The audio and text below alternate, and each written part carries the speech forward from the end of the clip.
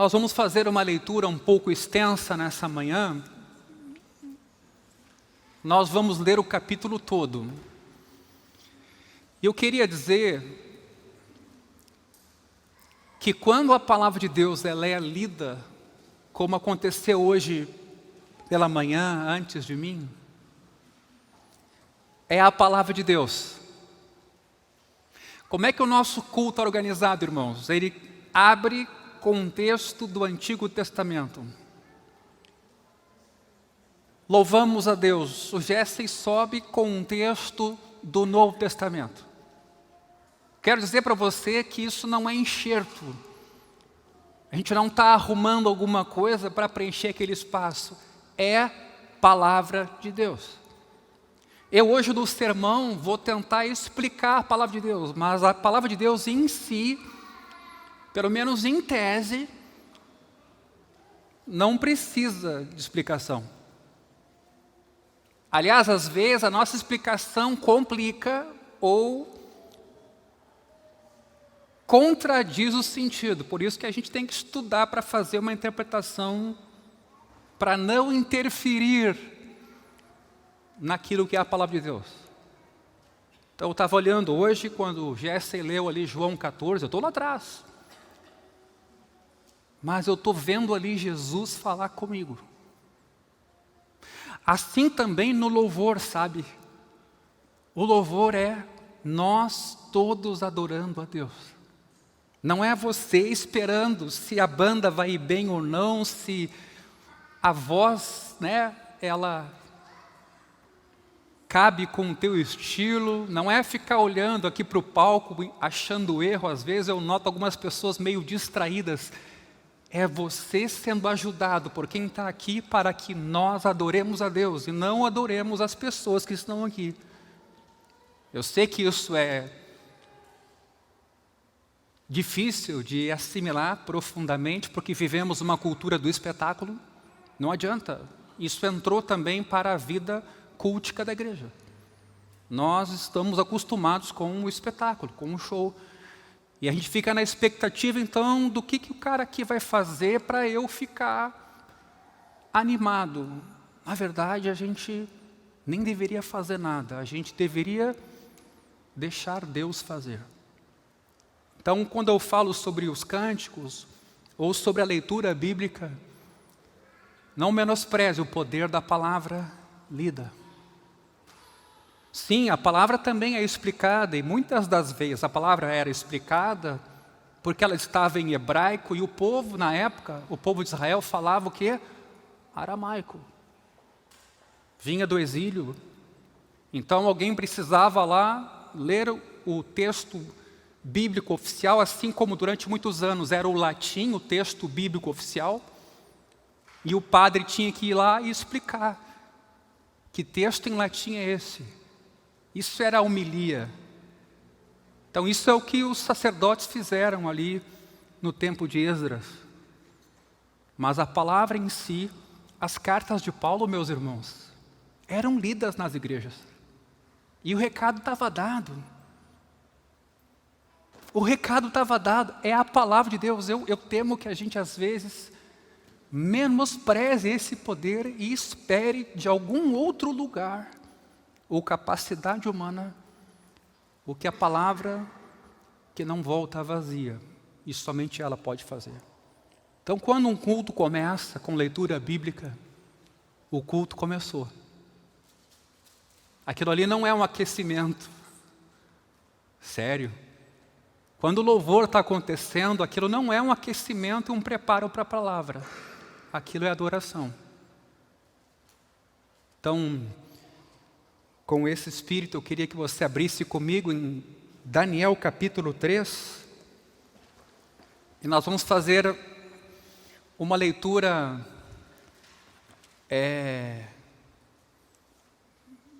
em que eu faço a primeira leitura e vocês fazem a leitura do versículo seguinte. Tá? Capítulo 3, desde o versículo 1, eu começo lendo o versículo 1 e a igreja lê o versículo 2 e assim por diante. o rei Nabucodonosor fez uma imagem de ouro que tinha 27 metros de altura e 2,70 metros de largura. Imagina o tamanho disso. Que ele levantou na planície de Dura, na província da Babilônia.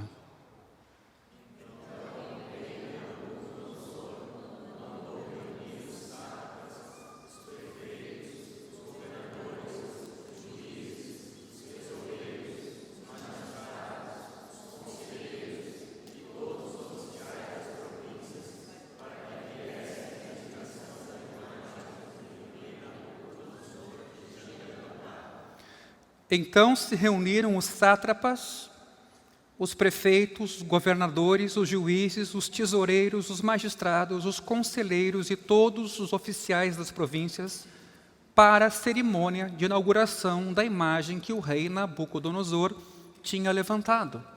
E ficaram em pé diante da imagem que Nabucodonosor tinha levantado.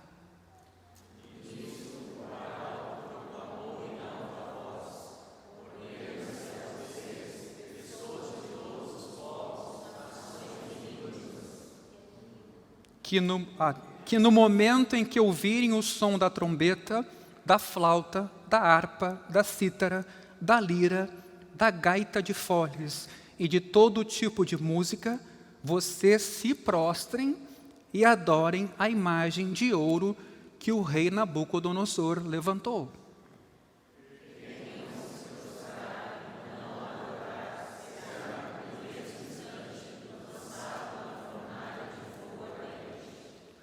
Assim, quando ouviram o som da trombeta, da flauta, da harpa, da cítara, da lira e de todo tipo de música, pessoas de todos os povos, nações e línguas se prostraram e adoraram a imagem de ouro que o rei Nabucodonosor tinha levantado.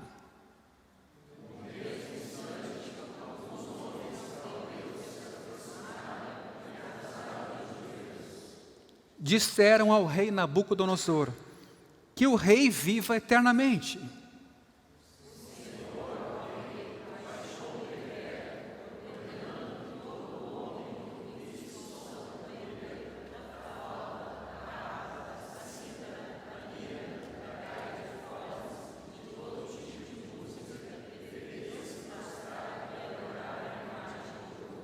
E que todo aquele que não se prostrasse e não adorasse seria lançado na fornalha de fogo ardente.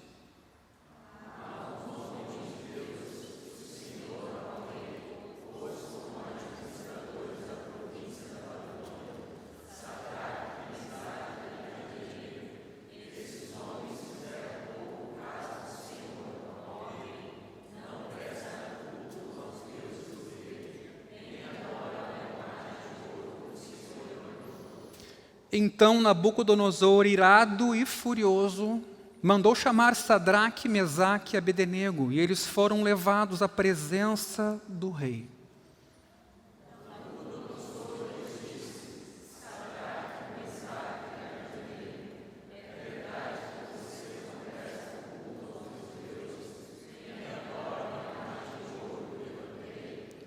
Agora, pois, se vocês estão prontos, quando ouvirem o som da trombeta, da flauta, da cítara, da harpa, da lira, da gaita de foles, prostrem-se e adorem a imagem que eu fiz. Mas se não a adorarem, serão no mesmo instante lançados na fornalha de fogo ardente. E quem é o Deus que os poderá livrar das minhas mãos?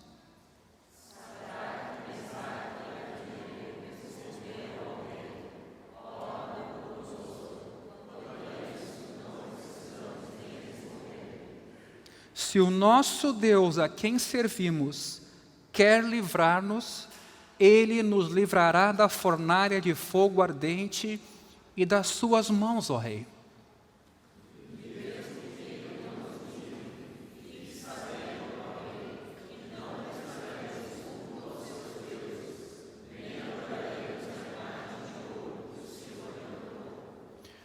Então Nabucodonosor se encheu de fúria e o aspecto do seu rosto se alterou em relação a Sadraque, Mesaque e Abdenego. Ordenou que se esquentasse a fornalha 7 vezes mais do que de costume.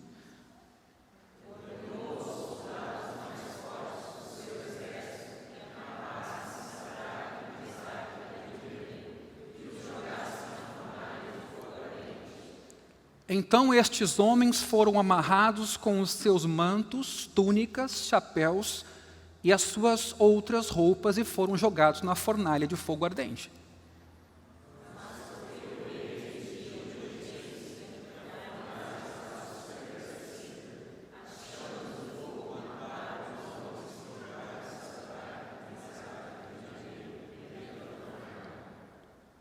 E os 3 homens, Sadraque, Mesaque e Abdenego, caíram amarrados dentro da fornalha de fogo ardente.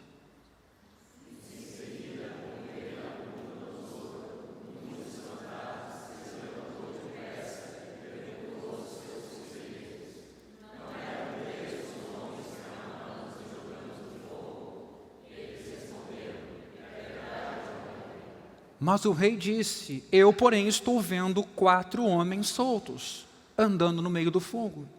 Não sofreram nenhum dano, e o aspecto do quarto é semelhante a um filho dos deuses.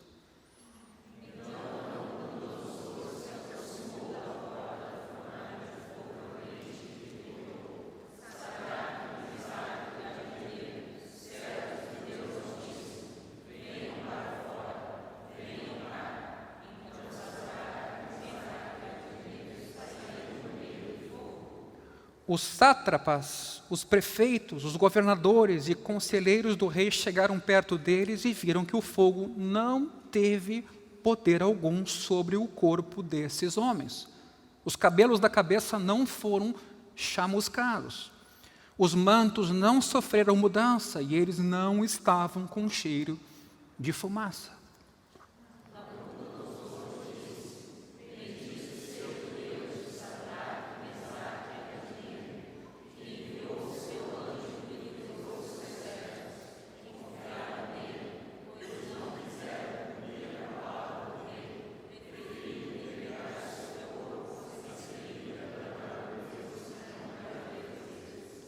Portanto, faço um decreto, ordenando que todo o povo, nação e língua que disser blasfêmia contra o Deus de Sadraque, Mesaque e Abdenego seja despedaçado, e que as suas casas sejam reduzidas a ruínas, porque não há outro Deus que possa livrar como este.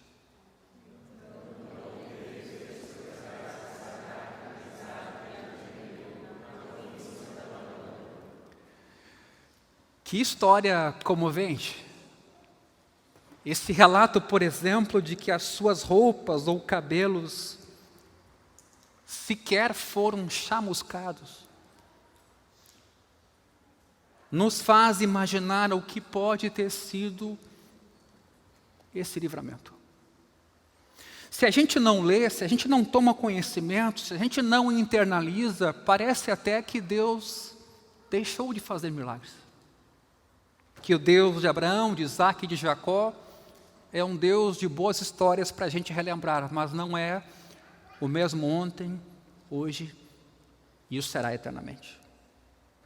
Eu queria aproveitar esse texto nessa manhã e pensar um pouquinho sobre o sofrimento, e imagine aqui o sofrimento de forma ampla e de como podemos lidar com ele, em suas muitas ramificações, sem querer comparar sofrimento de um com o de outro.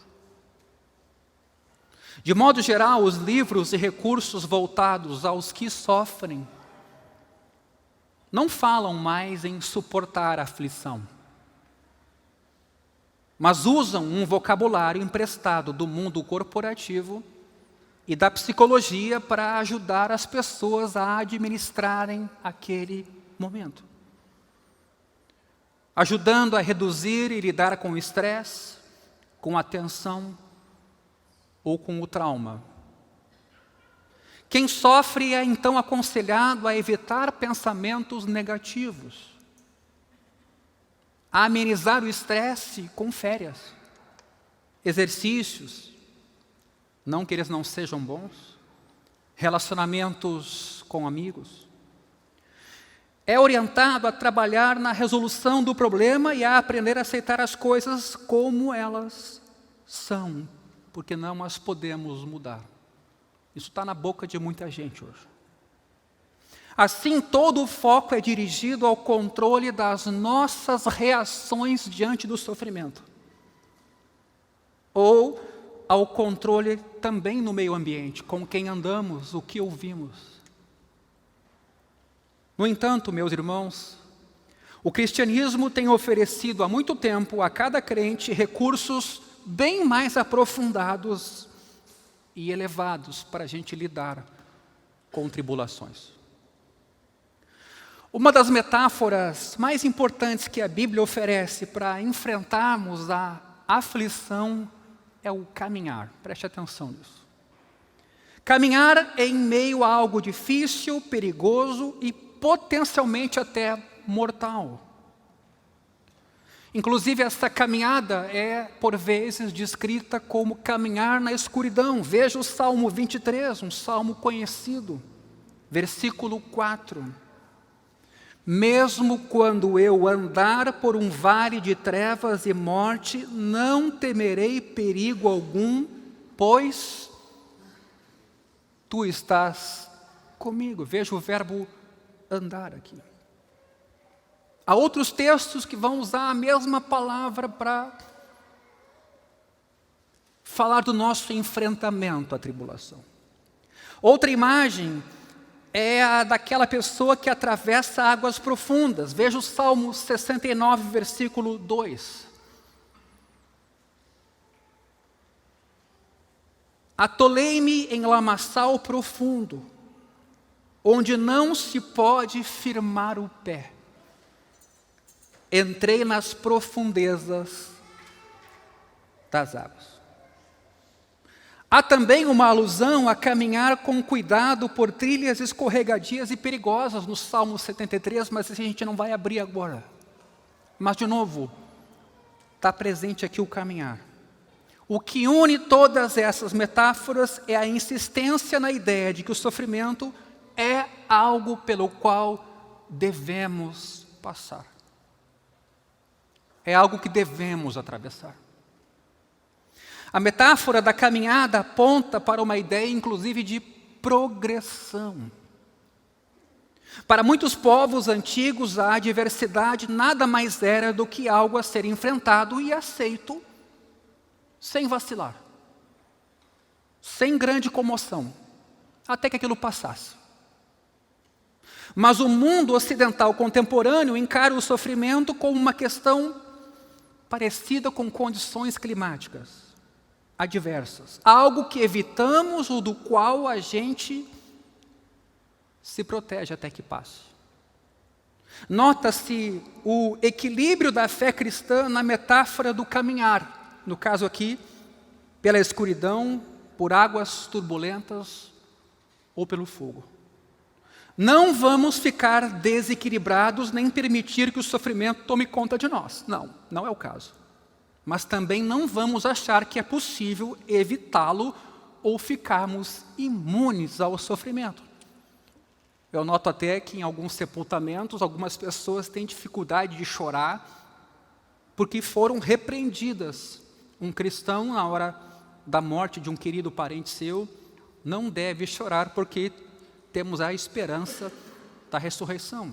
Bom, isso não afasta o sofrimento? Não afasta a perda, não afasta a ruptura daquele laço. Então, meu irmão, chore sim.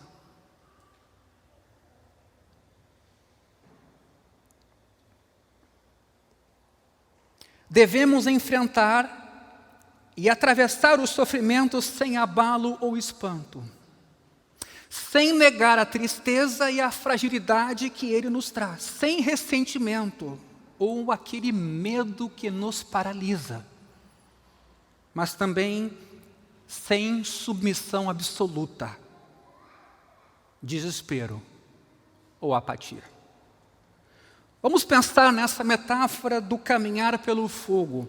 O fogo, evidentemente, destrói e pode causar uma morte agonizante. Cristãos foram queimados vivos. Cristãos têm sido queimados vivos em países de perseguição no norte da África, e isso está acontecendo. Na literatura judaica, grega e romana, meus irmãos, o fogo era um símbolo de adversidade e castigo. Em muitos textos da Bíblia, a aflição também é comparada ao fogo. Salmo 66, Provérbios 17. Não causa surpresa, então, que a adversidade e o sofrimento em geral tenham sido comparados a sermos lançados no fogo. O próprio livro de Jó apresenta isso. A mais conhecida passagem bíblica a usar esse símbolo, no entanto, é Isaías 43, na qual o próprio Deus fala a seu povo. Veja, Isaías 43, versículo 2. Vamos ler.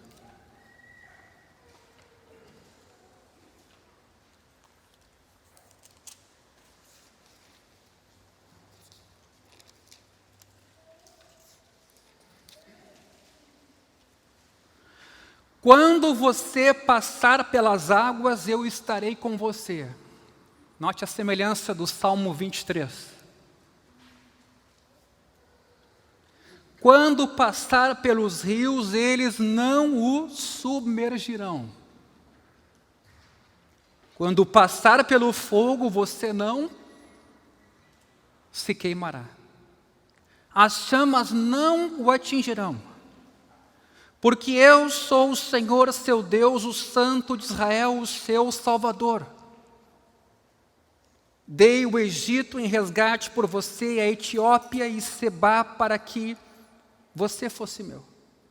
Visto que você é precioso aos meus olhos e digno de honra, e porque eu o amo, darei homens por você e povos em troca da sua vida. Não tenha medo, porque eu estarei com você.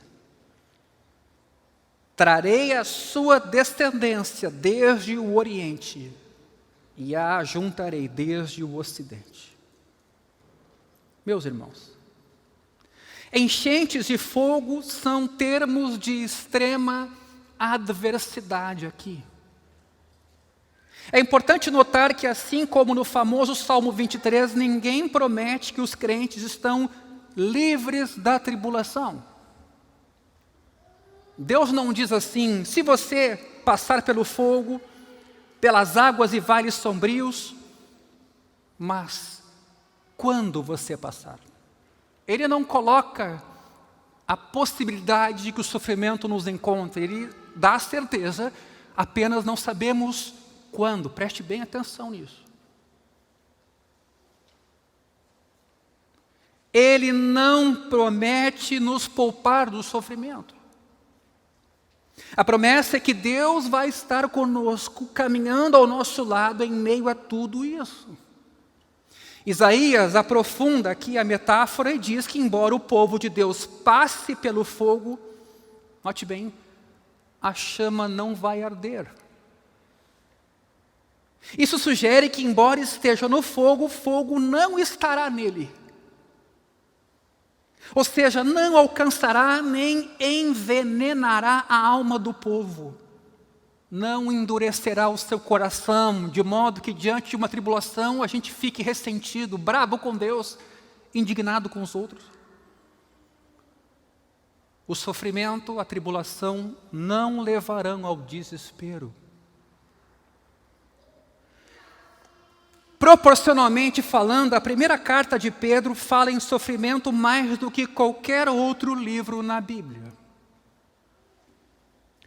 O apóstolo Pedro tem Isaías, inclusive 43, esse texto que a gente leu, de pano de fundo, quando diz aos leitores que o sofrimento é um fogo purificador. Uma forja, uma fornalha. Pedro escreve a pessoas que estão sofrendo, perseguidas por causa de sua fé. Afirma que atravessam um período em que estão sendo 1 Pedro 1, 6, afligidos por várias provações. A palavra grega para provações aqui significa tentativa de descobrir a natureza ou o caráter de alguma coisa. Provar. É um teste. A fé deles estava sendo caluniada e atacada. A posição social, relacionamentos familiares e até a própria subsistência estavam ameaçados. Daí a razão dessa carta de Pedro, tentando animar os crentes perseguidos. É desse fogo que Pedro está falando, contudo,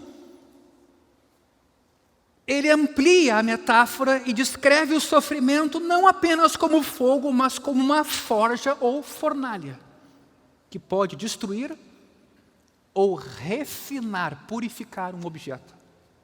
Dependendo de qual objeto é colocado no fogo e de como é tratado.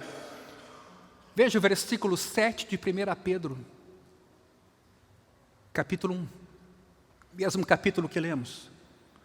Para que uma vez confirmado o valor da fé que vocês têm, muito mais preciosa do que o ouro perecível, mesmo apurado pelo fogo, resulte em louvor, glória e honra na revelação de Jesus Cristo. Preste bem atenção nisso aqui. A adversidade é como um fogo que, em vez de destruir, meu irmão, minha irmã, refina, fortalece, embeleza. Como a forja faz ao metal. De que modo isso acontece? Como é possível? O ouro é um metal precioso e quando vai ao fogo pode amolecer ou derreter. Mas não se incendeia, não vira cinzas. No entanto, o ouro pode estar cheio de impurezas que de fato podem ser destruídas. No fogo as impurezas acabam sendo queimadas. Ou elas vêm à tona para serem escumadas pelo ourives. Em certo sentido, portanto, o fogo tenta destruir o metal, mas só consegue torná-lo mais puro e mais belo. Pedro, então, compara os cristãos salvos pela fé em Cristo ao ouro repleto de impurezas. Misturada à nossa fé em Deus, encontra-se todo tipo de busca concorrente por conforto, poder, orgulho, prazeres, satisfação do ego. Talvez creiamos intelectualmente, preste bem atenção, intelectualmente que somos pecadores salvos pela graça de Deus, mas nosso coração age com base na premissa de que na verdade estamos indo bem, de que a gente é pessoa decente, não é tão ruim assim, tem até uns bem piores do que nós. Pessoas esforçadas, mais amorosas ou mais sofisticadas do que os outros. Meus irmãos, o fato de estarmos aqui nesta manhã prova que temos muitas imperfeições em nosso caráter. Somos frágeis demais quando criticados e ásperos demais quando do outro lado criticamos. Somos incapazes de ouvir, nos irritamos com as pessoas que achamos tolas, somos impulsivos demais, ou tímidos e covardes demais, ou muito controladores, ou irresponsáveis, em qual você se inclui. Geralmente, porém, eu diria quase sempre, não enxergamos essas coisas. Não enxergamos. Eu não enxergo. Mesmo que elas lancem sombras na nossa vida e machuquem, magoem outras pessoas. Insistimos. Nos protegemos naquele instinto de autoproteção, empurramos para os outros a culpa, terceirizamos.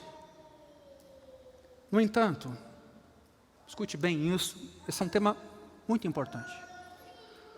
Um dia o sofrimento bate à nossa porta. Timidez e covardia, egoísmo e autopiedade, tendência à amargura ou à desonestidade, todas essas impurezas vêm à tona. Elas vêm da alma. E podem ser extraídas por meio de provações e sofrimento, assim como uma fornalha extrai as impurezas do metal que ainda não foi apurado, refinado, purificado.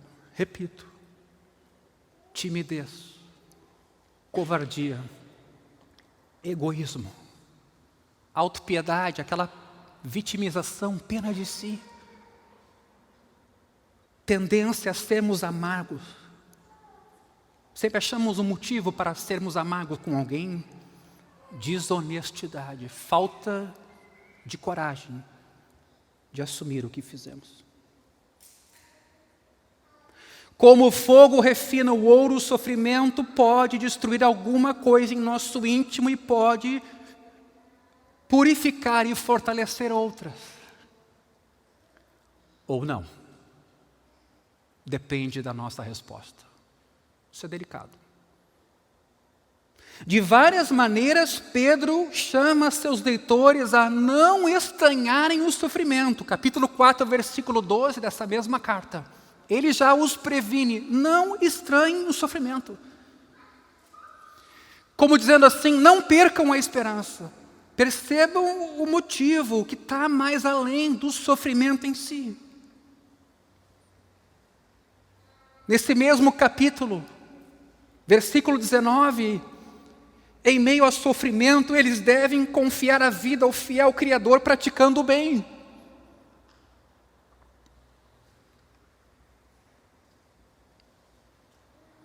Veja o capítulo 5, versículo 10, garantindo que o Deus de toda graça, depois de haverem sofrido um pouco, os haverá de reabilitar e fortalecer. Veja, é uma carta sobre sofrimento. Depois de terem sofrido por um pouco, Ele mesmo irá aperfeiçoar, firmar, fortificar e fundamentar vocês, meus irmãos. Pedro está dizendo que a fornalha ardente não nos torna melhores por si, automaticamente. Eu vi pessoas atravessarem sofrimento, saírem mais orgulhosas dele. Eu vi pessoas atravessarem o sofrimento, saírem dele amargas. Pedro está dizendo que a fornalha não nos tornará, portanto, automaticamente melhores. Preciso é reconhecer a Deus, depender dele, falar com ele, crer nele enquanto estivermos no fogo. Esse momento ninguém vai roubar de você, até porque você vai ter tempo para fazer isso. Às vezes você vai estar sozinho, sozinha. O próprio Deus promete em Isaías 43, assim como no Salmo 23, que Deus vai estar conosco, caminhando ao nosso lado no fogo. Conhecê-lo pessoalmente em nossa aflição é a chave para nos tornarmos mais fortes. E não fracos na fornalha. Está percebendo por que Jesus está junto? Por que Deus está junto no momento difícil? A promessa de Isaías 43, que a gente acabou de ler, se cumpriu literalmente na vida desses 3 judeus exilados na Babilônia do rei Nabucodonosor. A história é contada no 3º capítulo do livro de Daniel. O rei mandou construir e erguer uma imensa estátua de ouro em um lugar público. A identidade da estátua não foi revelada, mas talvez o anonimato tenha sido proposital. Dessa forma, a estátua poderia ser uma representação do rei, o Deus do rei ou do império, ou as 3 coisas juntas. Note ali a menção a cada língua, nação. Todos eles deveriam, na Babilônia, adorar aquela imagem. Do ponto de vista da religião, a Babilônia, como quase todo o antigo Oriente Próximo, era uma sociedade pluralista em termos de religião. Cada cidade, cada região tinha o seu Deus e todos eram livres para reverenciar a outros deuses também. Roma fazia um pouco isso também. Mas Nabucodonosor exigiu que sempre que os músicos tocassem os instrumentos, todas as pessoas se prostrassem diante daquela imagem. E decretou que qualquer um que não se prostrasse e não adorasse seria lançado na fornalha. O propósito do rei aqui era claro. A população era livre para servir aos vários deuses da sua escolha, porém, o único objeto que tinha que ser reverenciado por todos era o poder do Estado. A história conta que a maioria das pessoas obedeceu prontamente, exceto 3 rapazes judeus, servidores públicos. Eu acho engraçado isso aqui, de certa forma. Seus nomes babilônicos eram Sadraque, Mesaque e Abednego. Eles sabiam que obedecer ao rei, nesse caso, era uma violação da fé no Deus de Israel, que se revelava não como um Deus, mas como o Deus do mundo inteiro, o Criador. Os 3 se recusaram a reverenciar a estátua. Acabamos de ler. E o rei ficou sabendo. Os rapazes foram chamados à presença do rei e ameaçados de morte rápida e dolorosa, se não obedecessem. Veja o versículo 14. Nabucodonosor lhes disse, Sadraque, Mesaque e Abednego, é verdade que vocês não prestaram culto aos meus deuses, nem adoraram ou adoram a imagem de ouro que levantei. Versículo 15. Agora, pois, se vocês estão prontos, quando ouvirem o som da trombeta, da flauta, prostrem-se e adorem a imagem que eu fiz, mas se não adorarem, serão no mesmo instante lançados na fornalha. E quem é o Deus que os poderá livrar das minhas mãos? Queridos, os 3 rapazes se viram diante do mesmo apuro que milhões de pessoas do passado e do presente já enfrentaram por não conformarem sua fé e prática às demandas de um regime totalitário. De várias formas, os 3 jovens representam todas as pessoas que de repente se veem numa aflição dolorosa sem um motivo plausível, sem que tenham feito nada de errado. Como resposta à sua ordem, Nabucodonosor ouviu uma recusa incondicional, que se tornou famosa. Versículo 16. Ó Nabucodonosor, quanto a isto, não precisamos nem responder. Se o nosso Deus, a quem servimos, quiser livrar-nos, Ele nos livrará da fornalha de fogo ardente das suas mãos, ó Rei. E mesmo que Ele não nos livre, fique sabendo, ó Rei, que não prestaremos culto aos seus deuses, nem adoraremos a imagem de ouro que o Senhor levantou. Existe aqui, meus irmãos, e preste atenção nessa história, um equilíbrio quase paradoxal entre confiança e humildade.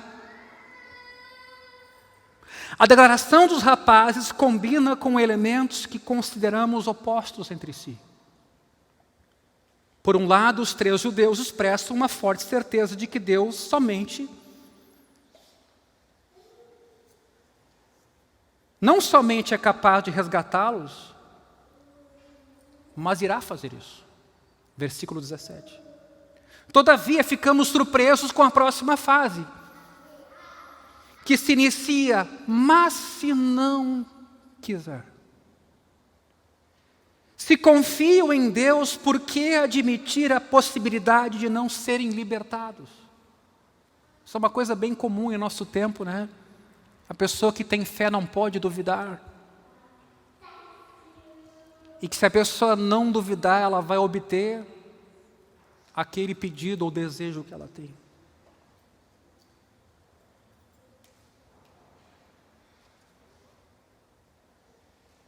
A resposta, meus queridos, é que a confiança dos três estava depositada em Deus e não no seu entendimento limitado do que achavam que Deus iria fazer.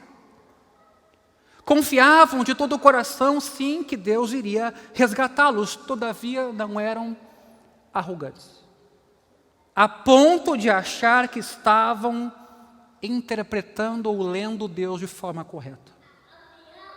Sabiam que Deus não tinha obrigação de agir conforme a sabedoria limitada deles. Ou seja, a confiança dos jovens,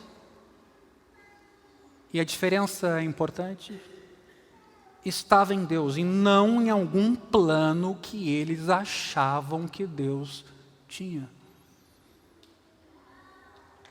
É muito comum isso. Confiavam em Deus e isso incluía a confiança de que o Senhor sabia melhor do que eles o que deveria acontecer. Em essência, eles disseram mais ou menos assim, parafraseando: mesmo que o nosso Deus não nos socorra, e tudo bem se assim for, vamos servir a Ele e não ao Senhor. Vamos servir ao nosso Deus, quer Ele esteja de acordo com a nossa sabedoria, quer não. Não desobedecemos ao rei, porque achamos que Deus vai nos poupar. Desobedecemos porque o nosso Deus é o único Deus. Ouço muitas pessoas dizerem mais ou menos assim: se queremos que Deus nos abençoe, devemos crer com todo o fervor, sem jamais duvidar, e Ele então nos abençoará. Temos de clamar por nossa bênção com certeza absoluta de que iremos recebê-la. Mas não é isso que a gente encontra nesse texto ou mesmo em outros lugares da Escritura. Pensemos nos grandes servos de Deus, de Abraão a José, ou de Davi ao próprio Jesus, que oraram muito, mas não obtiveram sempre a resposta desejada. Se orarmos: querido Deus, sei que vais responder a esta oração, tu não podes deixar de respondê-la, então nossa confiança não está baseada na sabedoria de Deus, mas está baseada na nossa. Tenho ouvido seguidamente frases desse tipo: confiei em Deus, orei tanto por isto, por aquilo, e Deus não me atendeu. Que decepção. O problema é que nós criamos um Deus conforme a nossa imagem. Contudo, para sermos mais precisos, a fé e a esperança mais profunda dessas pessoas estavam no plano que fizeram para as suas vidas. É isso que quero chamar a atenção nessa manhã. O plano delas não está em Deus, o plano delas está no que elas projetaram sobre Deus. Deus não passava ou não passa de um meio para alcançarmos nossos objetivos. Na melhor das hipóteses, meus irmãos, acabamos confiando em Deus e também nos próprios planos. Mas esses rapazes confiaram em Deus e ponto final.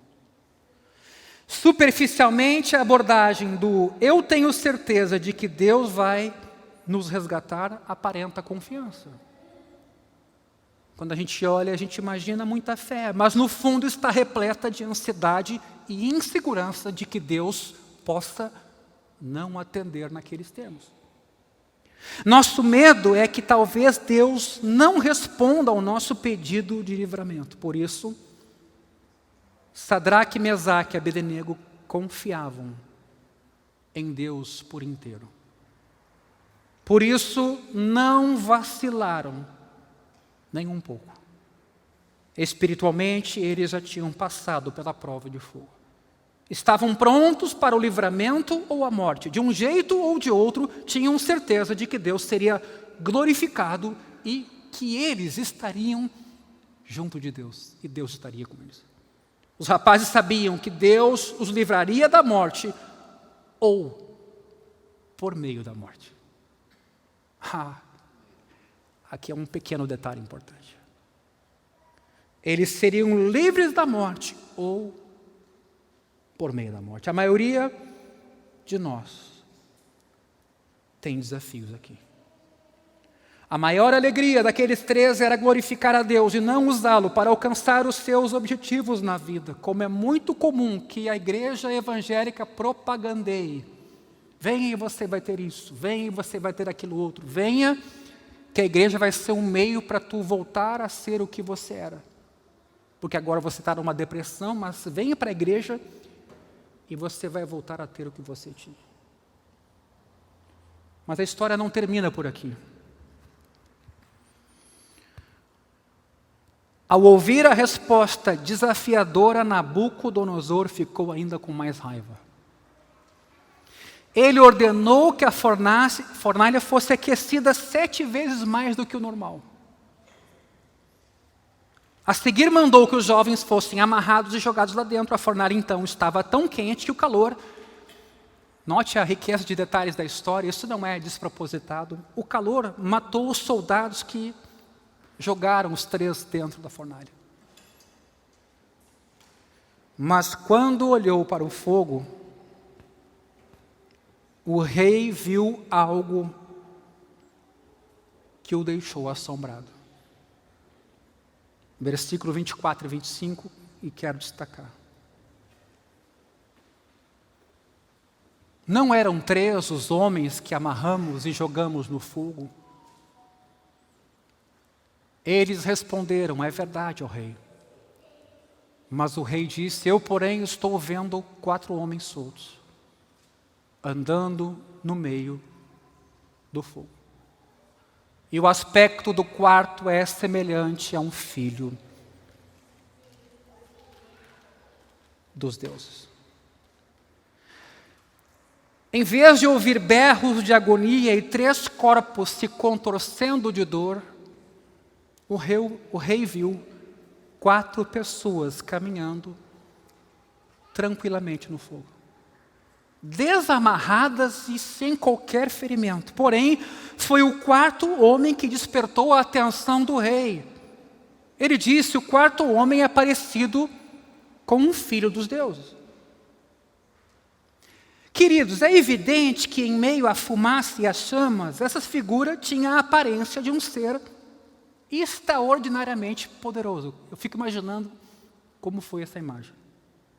Parecia sobre-humano, divino. Deu para perceber, por quem estava de fora, que alguma coisa extra-humana estava ali. Fica evidente que os 3 rapazes caminhavam pelo fogo sem serem queimados, porque a 4ª pessoa caminhava ao lado deles. É interessante notar que quando os 3 saíram da fornalha, o 4º homem não saiu com eles. Quem era esse 4º homem? Existe no Antigo Testamento uma figura misteriosa, simplesmente chamada o anjo do Senhor. O texto não diz um anjo, mas o anjo. Mais tarde, Nabucodonosor vai dizer, o Senhor enviou seu anjo e livrou os seus servos, no versículo 28. Quem é ele? Não é como os anjos que aparecem em outras narrativas da Bíblia. Quando ele surge na sarça ardente, por exemplo, e fala com Moisés, o versículo diz que eram as palavras de Deus e não do anjo. Quando o anjo aparece, ele é adorado em Josué 5. Em Apocalipse, os anjos se negam a serem adorados. Ver esse anjo era ver a Deus. O anjo misterioso É misterioso porque aparenta ser Deus em forma visível. Na verdade, meus irmãos, há séculos os cristãos sabem quem Ele é. Um estudioso do Antigo Testamento resume isso assim: o anjo aqui é revelado como uma acomodação misericordiosa de Deus, por meio da qual o Senhor se faz presente entre um povo pecador, porque se Ele mesmo os acompanhasse, sua presença consumiria as pessoas. Ele é aquela forma de divindade por meio da qual o Deus Santo pode estar na companhia de pecadores. Existe apenas outra pessoa na Bíblia que é idêntica a Deus, mas distinta dele. Alguém que, sem abandonar a essência e as prerrogativas da divindade, é capaz de se acomodar à companhia de pecadores, e o seu nome é Jesus Cristo. Portanto, esse texto contempla o passado e o futuro de uma forma poderosa. O amigo incandescente e divino é um comentário vivo de Isaías 43. Quando passares pelo fogo, não te queimarás, nem a chama arderá em ti. Não temas, porque eu sou contigo. Quem imaginaria que Deus estava sendo literal ao dizer: estarei com vocês no fogo? Percebe até onde Ele vai para estar conosco?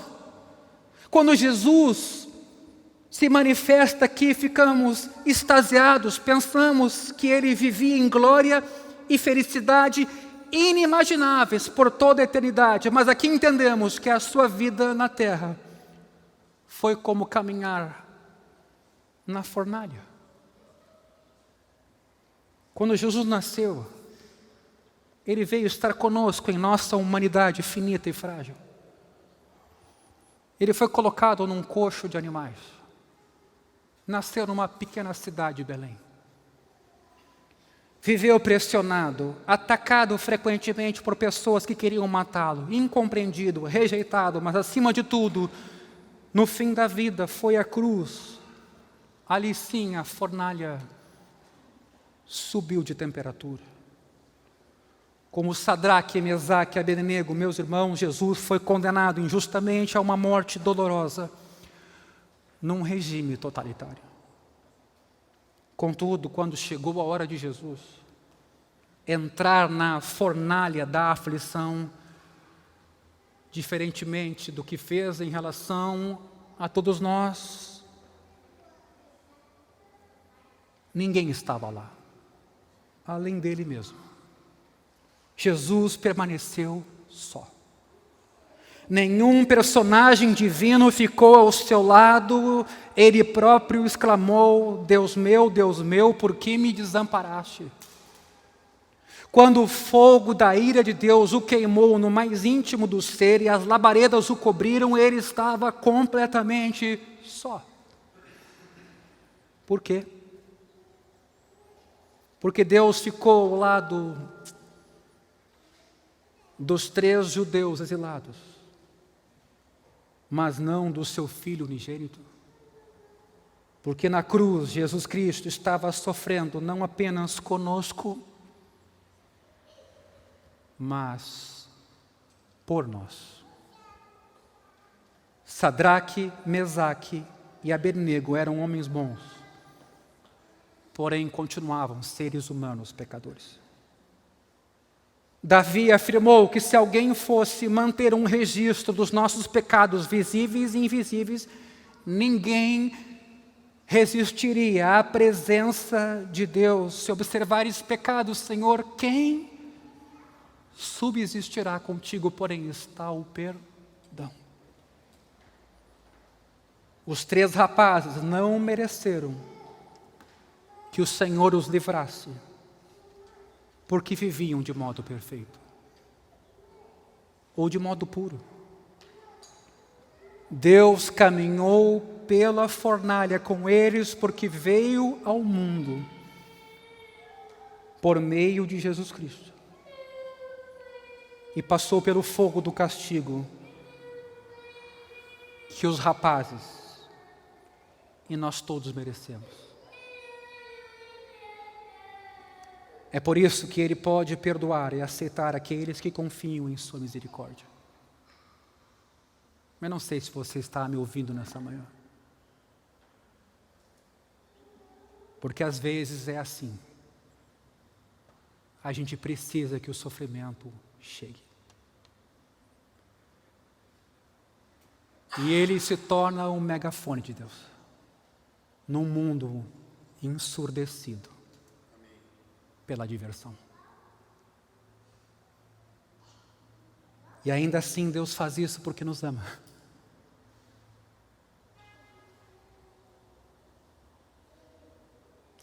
É por isso que Ele pode perdoar e aceitar aqueles que confiam em sua misericórdia.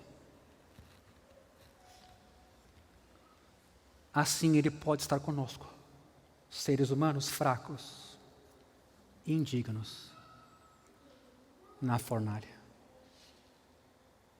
Existe uma canção de 4 versos, composta por um autor chamado John Rippon, que fala da firme fundação que todos nós temos, que diz assim: se quando provados vos forem lograr, tereis provisão da minha graça sem par. Não quero que as chamas vos venham tocar, mas das impurezas eu vou refinar. Baixa a tua cabeça nesta manhã.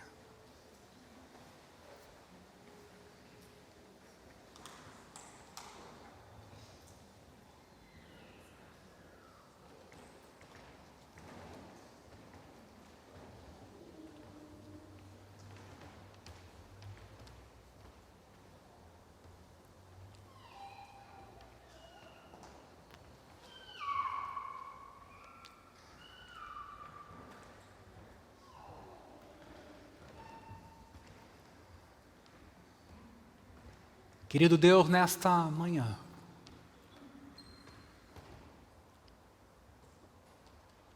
não temos como não te agradecer.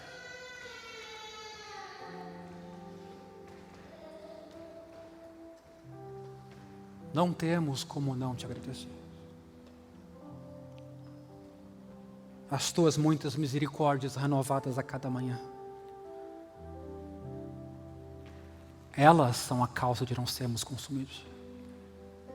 Elas. Não são nossos feitos, nossa justiça, nossa dignidade, nossa suposta bondade. É a tua misericórdia que nos renova a cada manhã e nos dá esperança de começarmos um novo dia. Junto de nossas famílias, amigos, vizinhos, colegas. Tu conheces o momento de cada pessoa aqui, Senhor, nessa manhã. Tu conheces o sofrimento, a tribulação, a angústia de cada pessoa aqui nesta manhã. Eis aqui a nossa vida. Eis aqui a nossa casa, eis aqui o nosso corpo, eis aqui o nosso presente, o nosso futuro.